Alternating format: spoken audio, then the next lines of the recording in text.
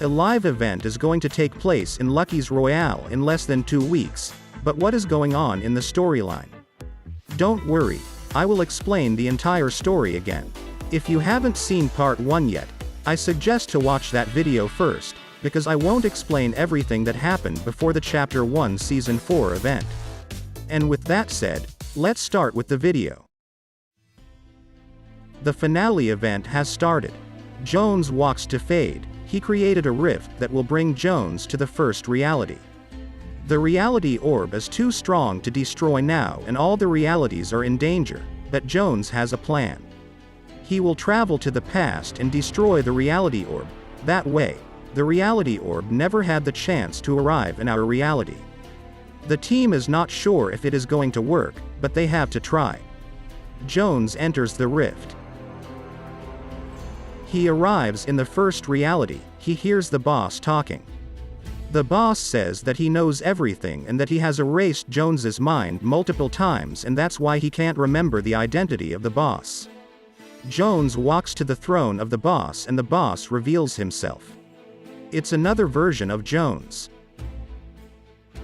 The boss explains how this is possible. A long time ago, there was a reality. The people who lived there found 6 reality orbs, with each the power to create and destroy reality, basically unlimited power. This led to a war and only one person survived. It was a version of Jones. When he arrived in the first reality, he decided to recreate his reality again, but because he recreated his old reality, a new version of Jones was created. That Jones killed the other Jones and took control over the reality orbs. This created a loop. But then the version that we know as the boss came to the first reality. He wanted to end the loop by killing our Jones. The boss finishes with explaining and sends Jones back to his reality, so he could end everything there. We are back in our reality. The team just finished building 2 machines, which can time travel us to the beginning of our reality orb.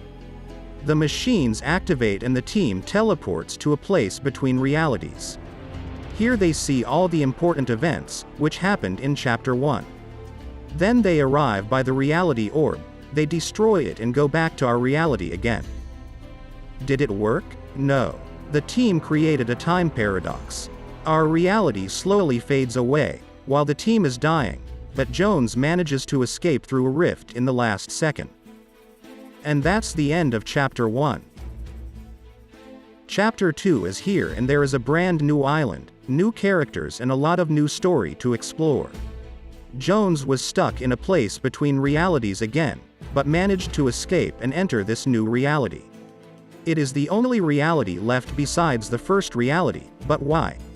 As soon as Jones lands, he meets Yellowjacket. She is an agent and she introduces him to Sky, aka her best friend. While Jones explores the new island, runes are starting to appear. Slowly they travel towards the middle of the island. It's now a few weeks later. The runes are almost at the middle of the island. Jones wakes up and gets teleported to the first reality. And there is the boss again. Meanwhile on the island, Sky enters the bunker of the new team and she sees Yellowjacket. She explains to Sky that she has more info about the runes. They are really powerful and could be dangerous. They protect an object, which controls a magical force field around our reality, which protects us from other realities. She also says that the runes aren't dangerous yet, but once they get enough power, they could end our reality. The team decides that they have to protect the runes. Then Yellowjacket reveals that the runes and the force field were created by someone called the Protector, but no one has ever seen him. Before I explain what happened next, don't forget to like and subscribe, I would appreciate it a lot. We're back in the first reality. The boss explains that it has been a long time, for him at least. This is because time works different in every reality. Jones says that he doesn't remember anything what happened before Chapter 2, but he remembers the boss. Jones says that he lost everything, but before he can finish his sentence, the boss yelled that he is the one that lost everything. He quickly switches to the reason why he teleported Jones to his reality. The boss explains that he has regenerated all the reality orbs. Jones interrupts him and says that he still can't enter his new reality. But the boss revealed that the runes just activated and that only the beginning is. Once the force field is gone, it will be the end.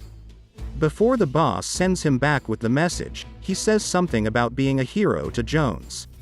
He says that it has no point, you sacrifice everything, and once you make a single mistake, everyone will hate you and you're villain of your own story. The boss sends him back and the runes activate. Meanwhile, in the bunker, Yellowjacket says to Sky that she doesn't trust Jones. Sky says that we need to trust him to save our reality.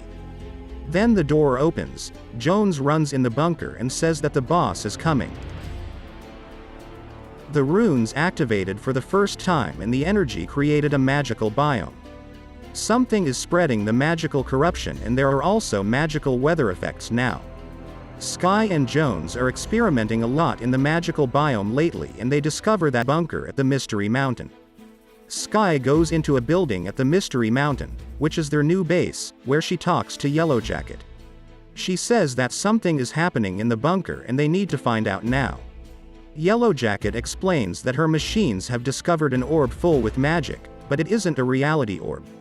She suggests to check it out and she wants to do it with Sky like in the old days, but Sky has already promised to go with Jones. A few minutes later, Sky talks to Jones. They are looking at how the magical corruption has turned Scrappy Shacks magical. Then they leave the place and are going to check out the bunker.